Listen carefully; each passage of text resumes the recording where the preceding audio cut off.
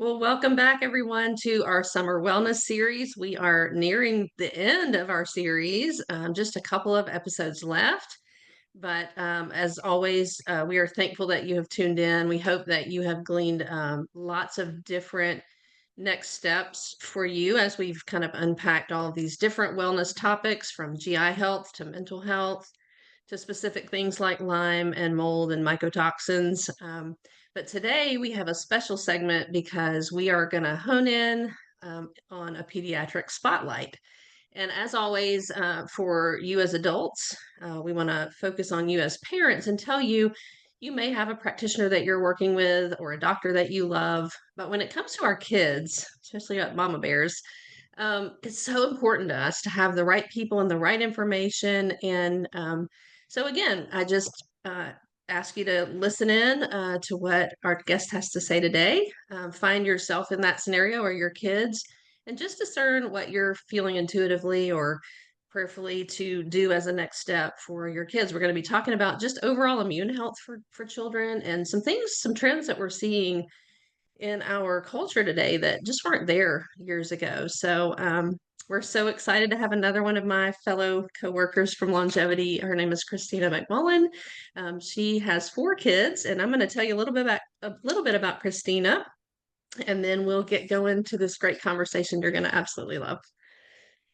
All right, Cristina has been actively working in the field of alternative healthcare since 2005. When she joined the longevity team in October 2006, she had a strong desire to learn everything there was to know about the body and how to heal it naturally. She began attending Everglades University, graduating magna cum laude with a Bachelor of Science in Alternative Medicine. She then became a certified wellness coach through the International Association of Wellness Professionals. Most recently, Cristina earned her Doctor of Naturopathy and from New Eden School of Natural Health and Herbal Studies, completing her dissertation on pandas and pans. While all this education has been great, Cristina feels extremely blessed to have been able to work with Dr. Anderson in longevity to soak up as much of the knowledge and insight as she could while continuing her formal education. This level of hands-on training has been extremely invaluable as it has shaped her into the type of practitioner that she is today. And I have personally just been able to witness her work. And Cristina, I just love the way that you just care for your families and care for these patients. And it's just evident how much you care and how compassionate you are to really get to the root cause, which is what we've been talking a lot about. I love this quote. It says that you're on a mission to help change the status of health in America, which I think a lot of listeners here, we're on that same mission to just see a shift in the way healthcare is. And you said better health starts with making wise decisions, becoming responsible for what we eat, removing toxins, and taking better care of our bodies. So we're going to dive into that a little bit. Cristina currently resides in Berkeley Lake, which is a small part of Duluth, with her husband Alex and their 3 children. Well, now it's 4. Three Right. children. 4. Corbin, Kaylin, and Asher. And And Addie. And yeah, we added a child since this bio. She is available for appointments at Longevity, and we'll tell you how to connect with Cristina in just a little bit. So, Cristina, we are so grateful to you today for taking up some time with us and talking to our members about just kids. So much, we're used to seeing adults, and as we age, we know we're going to have symptoms of different things. Our bodies are changing, but we're seeing a lot in kids. So I can't wait to unpack that with you. We appreciate your time today. So thankful. But first, we want to hear a little bit. I want our listeners at Beauty for Broken to hear a little bit about you and just kind of how you segued into holistic healthcare and just some of your passions. Yeah. Well, thank you for having me. I'm super excited to be here. Yes, my name is Cristiana McMullen. I got into holistic healthcare as a teenager. I probably would say always tended to kind of think outside the box a lot, ask a lot of why questions. Didn't really do things by the book in all aspects of life. So when I was a teenager and came down with mono and just never really felt like myself afterwards. I was a pretty intense athlete. I was trying to become a professional ballerina at one point. That was my original goal with life. But when just the energy wasn't there anymore like it used to be, and all these little things were happening, that is when actually a friend of the family's had told my mom about a naturopath in the area. So my first experience was with a little bit, not crazy health issues, but kind of your general, I just don't feel right anymore type symptoms. And I was pretty much hooked from the beginning. I just soaked it all up. Every appointment I had, it was taking everything in as an educational experience. And eventually I did feel much better and kind of get my health back, and had plans and did for a short period move to Orlando and started training with the Orlando Ballet. Before I left, the naturopath that I had been seeing at the last appointment looked at me and said, if this ever does not become the career path you want for ballet, I really think you have a space in this holistic world. I can just see you love it. You are taking it all in. You want to learn more. And so when I did eventually decide that dance was not going to be the career that I wanted to pursue anymore, I came back home and just immediately dove into all things holistic healthcare and functional medicine and everything. Then when I started working at Longevity, shortly after that, I ended up getting married, started having kids. So I was raising little kids while I was also in my education and going into college and getting my formal education. And so I really feel like the pediatric side kind of just fell on me. Like I didn't go into it. It found me. And as I was seeing patients at Longevity, it was like, oh, well, I'm kind of experiencing this with my kid. Or I also think people would like, hey, you have kids. What do you do with your kids in this situation or in that situation? And so that just organically evolved to where when I was getting my naturopathic degree, it just felt right to really dive in and say, you know what, I've been seeing probably more kids than adults just naturally. And so, I think it's time to really hone in on some of their more specific conditions, because there's really not a whole lot of functional knowledge in the pediatric world. I do feel like it's starting to grow the last few years, but it's definitely a void, and it needs more attention. So that is Yeah. kind of how I've gotten to where I am right now. I love it. You're one of the several guests who've said it just found me. This career just found me, and I feel like we have some listeners who that resonates with. Not necessarily that they're looking for a career path, but that this alternative choice of holistic healthcare has found them. And I really, as a fellow believer in Christ, and that I have a faith-based practice. We those are divine appointments. If God is stirring something in your heart, just like with you, he kind of turned your path completely to what you had in mind.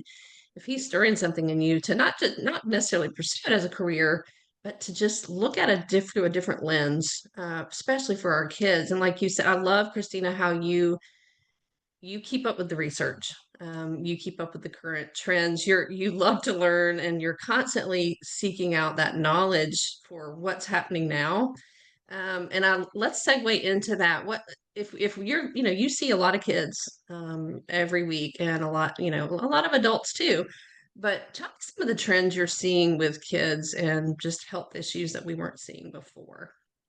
So, I mean, Americans in general are getting sicker and sicker and more chronic illness. I think if we look at the greater picture of how pediatric health has, evolved, we used to be really worried about infection, acute infections. And, thankfully, with the evolution of societies and cleaner sanitation and all sorts of things like that, we're not worried a cut's gonna send somebody, into the hospital and potentially be a life-threatening disease or a bacterial growth. But we have so much chronic infection, chronic diseases, in the last, gosh, 10, 15 years. I mean, type 1 diabetes alone has gone up over 40%, just these chronic eczema, asthma, psoriasis, ADHD, um, suicide. I mean, the suicide rate is epidemic proportions. And then with the introduction of all these neuropsychiatric disorders, you know, autism's gone down to 1 in 36, whereas it was like 1 in 70 or 1 in 80. Pandas and Pans is even like 1 in 200 kids is going to have some sort of neuropsychiatric disorder. So we just are, our kids are sick, and they're not supposed to be. Kids are supposed to be vibrant, they jump out of bed, they're ready for the day, they're keeping us parents busy. We don't want kids that are anxious, completely have, intrusive obsessive OCD type thoughts, or constantly scratching their skin, constant tummy aches. That's not the design for our kids. And so that's sadly the trend that we're seeing. I think there was a prediction one time that, I don't think we're quite there, but by 2025, up to 80% of the pediatric population would have one of those chronic diseases. So that's where change needs to happen, because they're our kids, but our kids are the future generations to, help take care of us when we're older and elderly, and moving forward. So I think they're the shift to actually, if we focus on them, then we can actually create that shift in that health of America. Yeah, and the exciting part is we can be teaching them at this early age what wellness looks Exactly. like. It's, making good physical health food choices, supplementing, and what that does for their body, but also how to be mindful, how to Mhm. practice breathing. And because our culture, and if you are part of the series, we've done a couple segments on mental health and children and adults as well. We've done the gut. We'll talk about that in a minute, but those are just foundational principles. But we can teach our kids these tools because the culture, the way we process food in America, the culture and the stress level, what they're exposed to digitally, technologically, is feeding that frenzy. And we know chronic stress adds to mental health, you know, and physical stress on the gut, and then it's like kind of a free fall from there. So, yeah, I love that we can. I love what you said, that we can teach them to make the shift, to be the shift in our healthcare system. And it starts with us and how we're training them in the home. But what do you feel like are some contributors to some of these shifts in the physical realm? I know we talked about food. Food, I mean, yeah, food is huge. I mean, everything's so heavily processed now. Our soil's so depleted. We don't have the nutritional load in our fruits and vegetables that we did a decade ago. Um, so much can go back to all of the extra chemicals and preservatives and additives and fragrances, not just in our food, but our cleaning supplies and our body care products. All of these foreign chemicals that our bodies have to process out and filter out. And, glyphosate is such a huge breakdown of so many health barriers in our body. And it was an antibiotic before it was insecticide. So it just wreaks havoc on the gut. But then even like the skincare products, all of those chemicals that we are lathering, ourselves, but even babies, bathing every day, lotioning all the time, hand sanitizer, our immune system learns through exposure. And I think a huge problem these days is we're not allowing our kids to get exposed to those pathogens and those good healthy microbes. So we're not training the immune system like we should. And then we're piling all these toxic substances on top, whether it be through the skin, through antibiotics, or, through all the processed chemicals and preservatives in our food. Yeah, and it is a cultural trend. Whereas even when I was growing up, probably when you were growing up, there eating out was, rare. You cooked at home, you had dinner with as a family, and somebody was cooking the food usually, and And as years have gone on, our culture has again the uber processed foods and the chemicals, and it starts at, like you said, at infancy. And so we've got to be mindful as parents. A lot of times I think as parents, we're thinking, oh, I've got to get my kid to sleep through the night. I've got to get my kid to behave and make all those great choices. And the other stuff kind of, I know I was guilty of it, just if they're picky eaters, I'll just deal with that later. I got to get them to potty train. And as early as we can, and we'll talk about some practical ways to do that, we need to be paying attention and teaching and training them how to be well, Mhm. and as adults as they grow. So, such great information. And let's kind of dial back to the microbiome and GI health, because I know that when you see a child, a lot of times there's candida overgrowth in the gut, there's dysbiosis, there's already leaky gut, probably because some of these chemicals, maybe they weren't breastfed, so they didn't get that initial, you know, basis for a healthy microbiome. But talk to us about how critical this is in a strong immunity for children. So, I mean, the first 3 years of life is so important to setting that groundwork and laying that foundation. Babies aren't born with an immune system, they have to learn it. And so, as early as we can, yes, in a perfect world, we would start out with an extremely healthy mother and father at preconception. Then, we would have a wonderfully easy, smooth pregnancy. The baby would be born vaginally. We would get that exposure to the immune system, right off the get go, and all that good, healthy breast milk um, starts training the immune system. There's all of your prebiotic sugars in breast milk. That's that perfect food for the bacteria that our little ones are starting to develop and be exposed to. Um, and those probiotics train the immune system and start that uh, system of identifying friend from foe.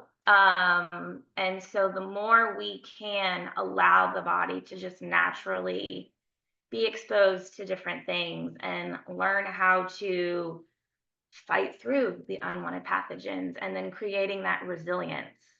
Mm, And if you get exposed again, you're not going to have the same exaggerated response.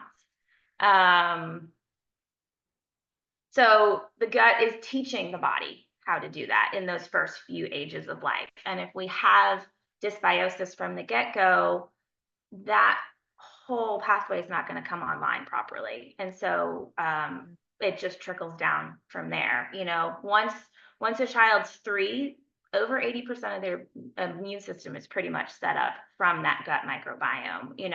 Thankfully there is wiggle room and there's grace in that, and we can, if we are born through a C-section or we can't be breastfed for a number of different reasons. It's not the end of the day. It's not ideal, but thankfully, if we're aware of it, there are things that we can do to help still support that baby and that child's gut from creating that communication with the immune system, that proper communication with the immune system, so that we aren't running into an exaggerated response to foods like peanuts. Kids have so many peanut allergies these days, whereas that was not an issue back when we were growing up. We're not getting that leaky gut to where all these pathogens and these inflammatory markers are just creating histamine, and kids are just itching their skin and all of that. So, and the gut really affects the brain too. There's tons of studies that show in rats, if they don't get certain bacteria exposure when they're younger, they're just anxious. Parts of their brain aren't developing the same way. So if we don't have a really great solid microbiome foundation, we could just be anxious people. And our mitochondria is another huge thing that I think people are starting to talk about now, but it's been so much gut health, but that mighty mitochondria in all of our cells is important for so much immune response, so much cognitive, signaling, just anti-aging, everything. And a healthy microbiome has a direct connection with healthy mitochondria as well. So the gut really is the core, and those first 3 years are really that essential laying the foundation to try and prevent as much as possible moving Yeah. forward with them. That's so good. And I know now even infants are on probiotics if they have, have that disadvantage at birth. I know, and it's my family, my children, my youngest is adopted, my oldest is biological. They both were C-section babies. And before I know what I know now, knew what I know now, um, both had asthma. One of them had eczema. Both of them have had anxiety. One of them has ADD. And there is hope if you get to a point. You can backtrack. We can decrease toxic load. We can repair the gut. So I think ideally, like you said, in an ideal world, we want to get that started as early as possible. But if you have an older child and you're noticing these symptoms, and we'll talk about maybe some of those in a minute, some kind of red flags that you're writing off as normal. But if you're noticing some of those things and they're 8, 9, 10, we can help dial that back by decreasing some toxic load through looking at bioenergetically what's showing up, what their body needs, and kind of supplement accordingly. So don't be discouraged if the first 3 years you didn't know, because I was one of those moms with two different scenarios of kids, um, and just um, they're both doing super well because we had to backtrack and do a lot of toxic detoxification and some other things, but both doing great now. So let's talk about that. What are some things like red flag symptoms that you might be seeing in your kids that would alert you to go, hey, we need to dig a little deeper here? I mean, obviously, when we look at the gut, if some of the obvious red flags for gut issues is if they're having some digestive upset, right? Or if they seem to be, constipated more, that, we should be having daily bowel movements at the very least. And a lot of kids just aren't, which can, cause upset tummies and bloating and, a lot of the behavioral things I think parents tend to write off these days. It's like, oh, it's ADHD, ADHD, that's just normal. It's like, no, it really, for the vast majority of people, it really shouldn't be. So I think if, working with schoolwork, homework or schoolwork, or if you're seeing the focus, the attention, or short temperedness. I mean, I know every kid's gonna have a different personality, but with it, there's obvious behavioral patterns that just are extreme, and so if you're starting to see those even periodically pop up, I would start asking questions, is it a situational thing or is it something deeper? Like, are they upset? Are they lashing out more because their tummy doesn't feel great and they're 3 and 4 and they just don't necessarily know how to verbalize that properly quite yet? I see that as a huge factor with, obviously getting diagnosed with autism is one thing, but, a lot of these autistic kids that I see go through a holistic protocol, and work on healing the gut and getting down and clearing out toxic loads, they're calmer. They don't have outbursts. They're not smacking their head on the wall. Like, they're doing that out of pain and discomfort. So if we can figure out why, that's not just how autistic kids are. There's a reason why they're having those behaviors. So just kind of looking at the emotional side of things, um, can really, really be that red flag or that symptom of, I have dysbiosis, I have a leaky gut, or I have my bedroom has mold in it, or my diet has a lot of food dyes or food colorings and excess sugar, so my blood sugar can't regulate itself throughout the day. So I think the behavioral components for kids is a big thing that we need to hone in on. Yeah, and we've talked a lot on in this series about even as women, as moms, but even with our kids, just equating things as normal. That's just how they are, or they have this diagnosis, so that's just kind of what to expect, when there are so many things that we can do to heal and correct that when the body's realigned. And so I think even fatigue, I know with my girls, it was skin. It was respiratory issues, chronic. And I think a good way, like you said, to evaluate is, are they characterized by this most of the time? Is this a daily thing where they're really tired or they're really cranky or they can't focus or they're always having a tummy ache? Then that's normal. And we want to definitely evaluate that. Um, and again, with your practitioner of choice, there's great things in conventional medicine that are available.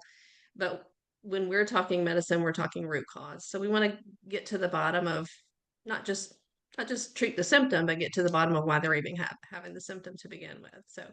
Um, so that's a great thing. Just a practical takeaway for parents. Don't chalk it up to normal, and don't chalk it up to, oh, this is just how my kid is, when there's something that could be done if we dig a little deeper.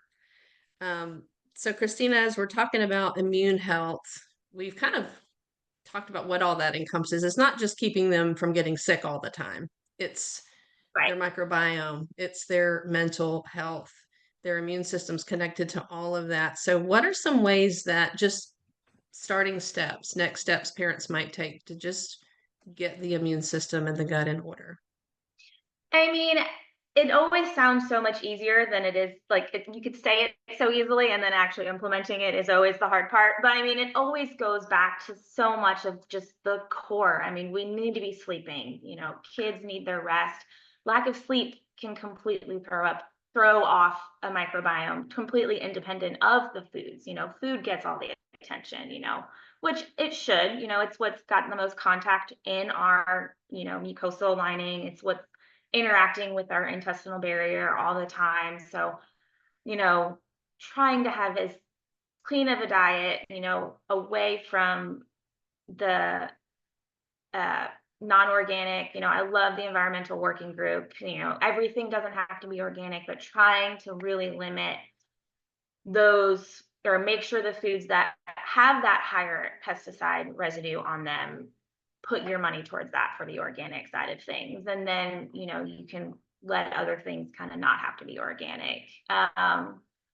And fruits and vegetables. I mean, a lot of kids like fruit, but I mean, Americans in general, but kids especially, are lacking in the amount of fiber and phytonutrients, all those good antioxidants that we get from all the colors of the rainbow. And I know there's picky eaters, but the more we introduce, the more they'll eventually be willing to try it out. And I mean, once kids are old enough, they want to help us. They want to participate in things. So getting them involved in even the grocery list or the meal planning, or, hey, when we go to the grocery store, I want you to find one new food that's, pick a color, rotate out the colors and just get them excited to try new things, and kind of move away from, this is a vegetable, you need to eat it, and towards, hey, what do you like? Let's try new things.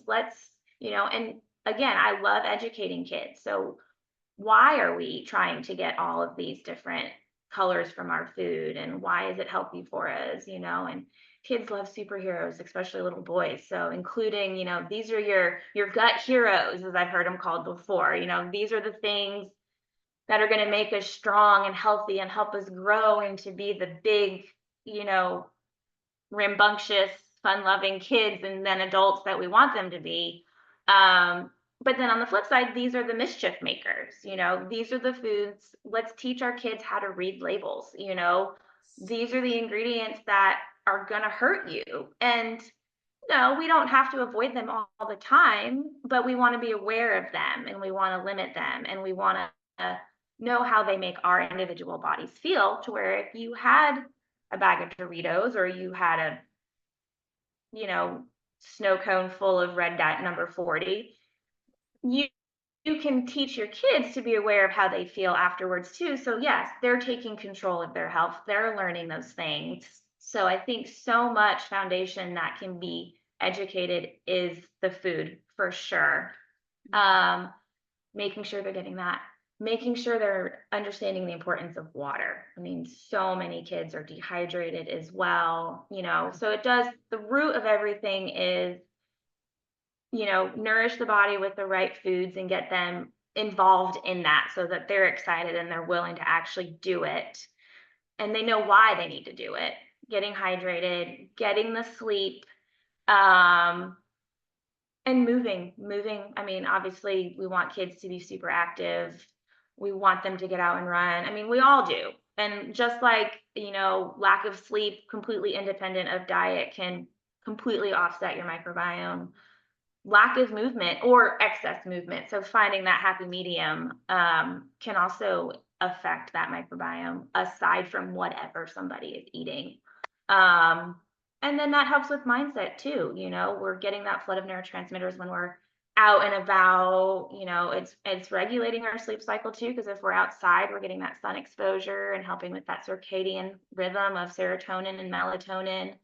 So really, I mean, it's the bulk of it's the core, simple, pretty much everyone knows what they need to do and how to do it. It's just being intentional and doing it.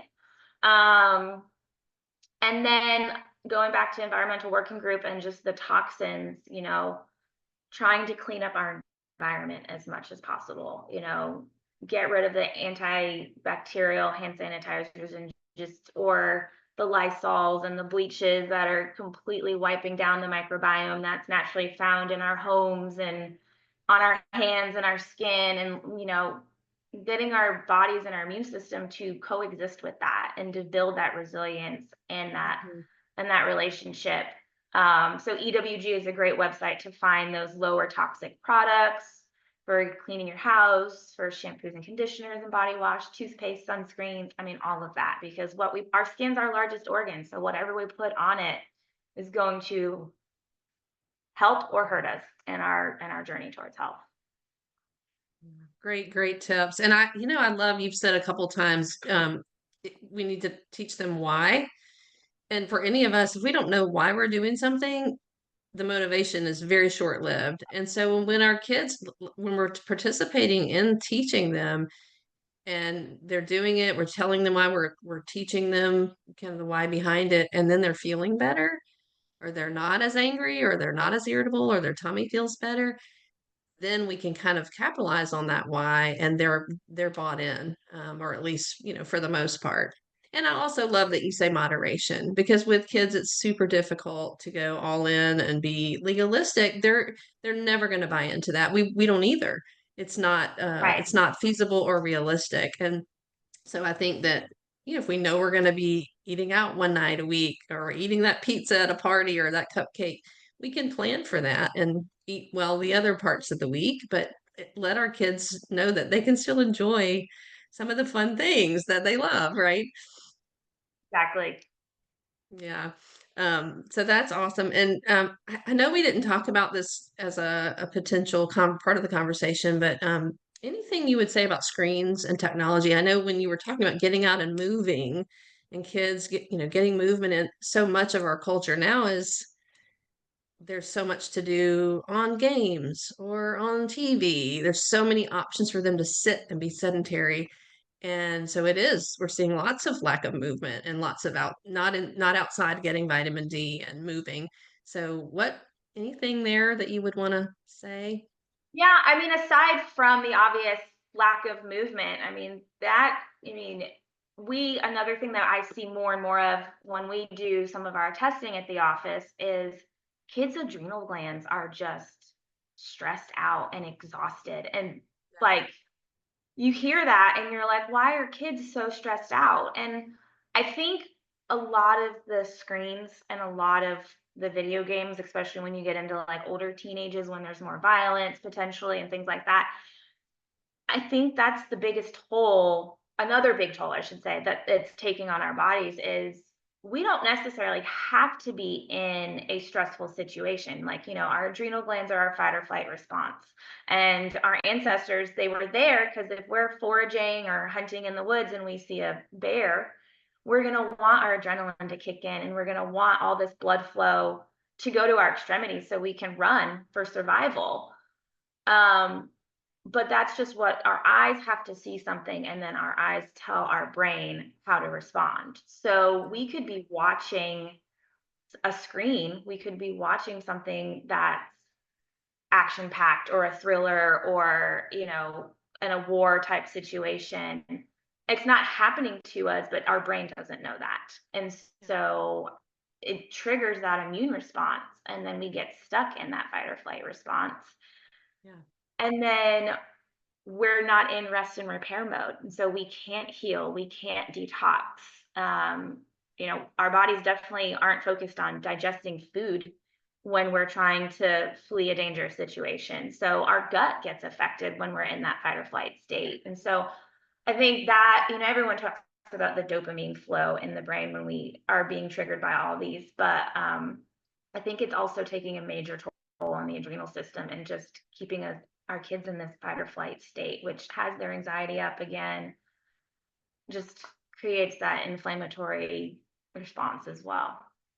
Yeah, absolutely. I'm so glad that we touched on that because we had not planned on it, but it's such a huge part of our kids' culture today. And we have to address it as parents. And there's been a lot of research, and I can try to connect some links when we send out this episode. A lot of research about what the brain looks like when our kids are on screens and how different it is when they're being creative or using their imagination naturally or out in nature.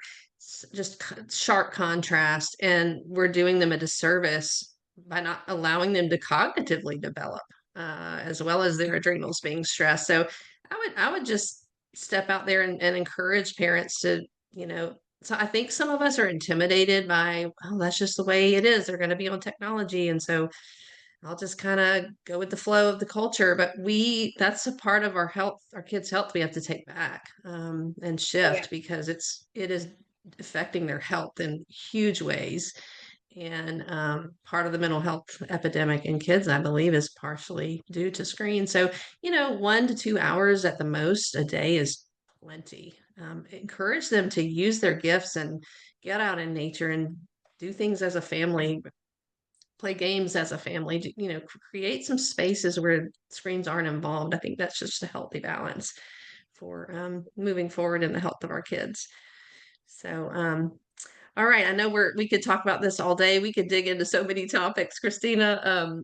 But just any closing thoughts that you would leave with parents? I know I want them to be able to find you at Longevity Health Center.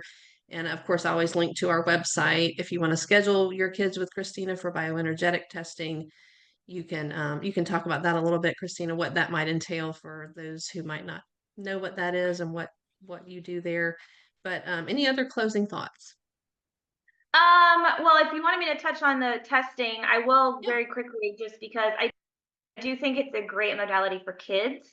So many kids, when they come in to see me, they're terrified of me the first few visits because they have had so many blood draws and so many strep swabs, that they think I'm going to hurt them. And so I love the bioenergetics because it's completely non-invasive, and we're tapping into the body's energy systems and seeing how that energetic makeup is functioning and interacting with potential underlying pathogens. And the body is an energy system and it can communicate beautifully that way.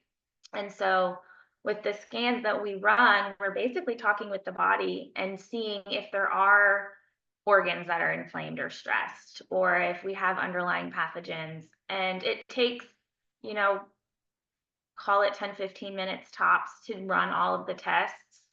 The machine I have now is great for kids because they can color, their hands are free, they don't have to sit still per se. And no one's drawing blood. Nobody's trying to swab the back of their throat or, doing some of these things that, yes, there's a time and a place for, but if we can get a good foundation of what we need to do that's non-invasive and doesn't have our kids, become fearful of doctors and the medical community, then I say that's a win-win for sure. Absolutely. And my biggest takeaway probably for parents and mama bears especially is don't stress out too much. I think we're always so afraid, or afraid we're going to ruin our kids, or like you said, sometimes we just don't know everything at the time, and we have this regret of, oh, if I knew better, then I would have done this and that, and now my child wouldn't be dealing with X, Y, and Z. And there's no shame involved in any of this whatsoever. I mean, I had a C-section child. My kids have, they haven't done many antibiotics, but there've been a couple situations where they've needed it. And, I think there's a perfect picture, but I don't think anyone's ever going to reach that perfect picture. We just aren't perfect and we never will be. And so, giving yourself as a parent that grace and just do the best you can with the knowledge that you have and the situation that you're given. I mean, some of these kids, we talk about food all the time. But some of these some of these extreme PANS kids, I mean, they're so terrified that even water is going to kill them. Like, I'm not worried what we're giving them at the end of the day. If there's a food that they're going to eat, we're going to eat it. I don't care if it's a gluten-filled, dairy-filled pizza or chicken nugget. Like, if that's what they're going to eat, they're a child and they need the nutrients, they need the nutrition. We can work around that. So, we don't have to be black and white. We give ourselves some grace, give your kids some grace.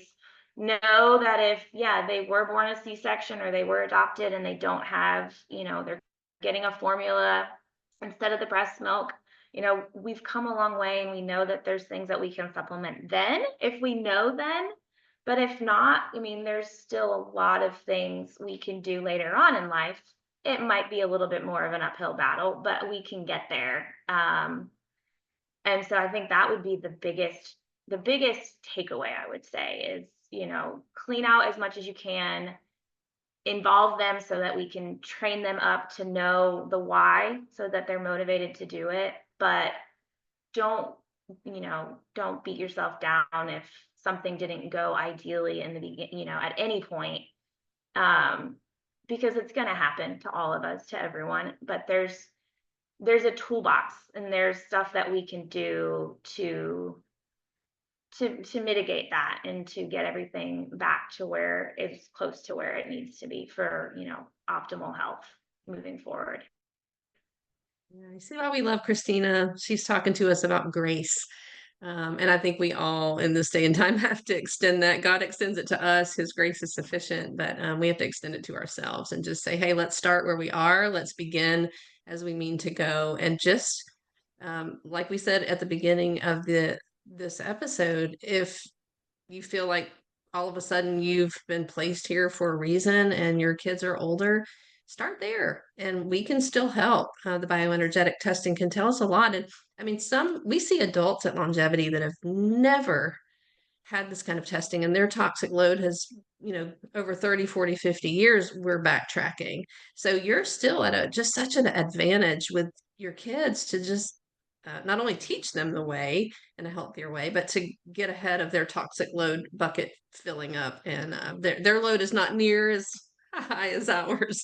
So, And they're so much more resilient. It's amazing. They just heal so much faster. Their bodies haven't been through as much. So you've got that on your side too. Yeah, absolutely. Well, you guys give Cristina a shout at Longevity. You can schedule with her. I'll always link to the website. You can call and schedule an appointment if this is a next step for you. I'll link some things in this episode that will help you understand just some things about screens and maybe some just daily rhythms that can help get your kids' immune system back on track. And as they're doing it, we can too. We can, all do it together. So Cristina, we are so grateful for your time this morning. And thank you so much for taking time, sharing your wisdom with us. And we look forward to having you on again at some point. And thank you so much. Yeah, thank you for having me. It's been a blast. Absolutely. And everybody have a great week. And we'll see you next week on our next episode of the Summer Wellness Series.